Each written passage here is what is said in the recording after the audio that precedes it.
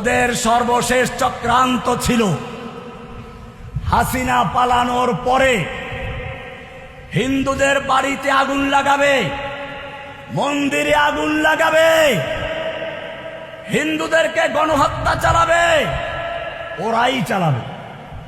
এরপরে নাম দিবে দেশের তৌহিদি জনতার বিরুদ্ধে। এদেশের তৌহিদি জনতা ওদের সেই পাতা ফাঁদে পাড়া না দিয়ে যখন ওরা মন্দিরে হামলা করতে লাগলো, আগুন লাগাতে লাগলো, এদেশের মাদ্রাসার ছাত্র, স্কুল কলেজের ছাত্র মিলেমিশে তারা মন্দিরে আগুন দেওয়ার পরিবর্তে মন্দিরকে রাত জেগে পাহারাদারি করেছে।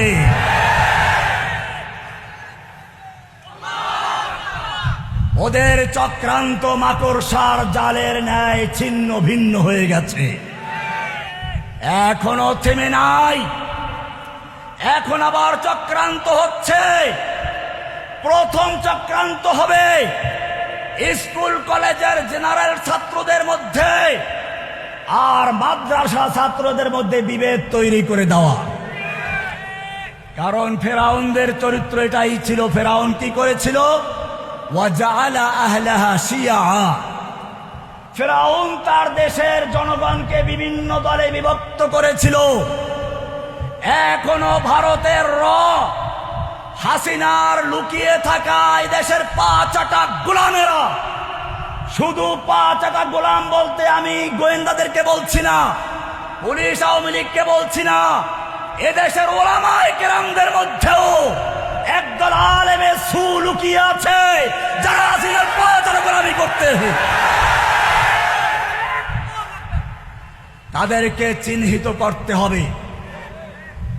তারা আমার বিরুদ্ধে চক্রান্ত করে না, চক্রান্ত করে দেশের তৌহিদি জনতাকে বিভক্ত করার জন্য।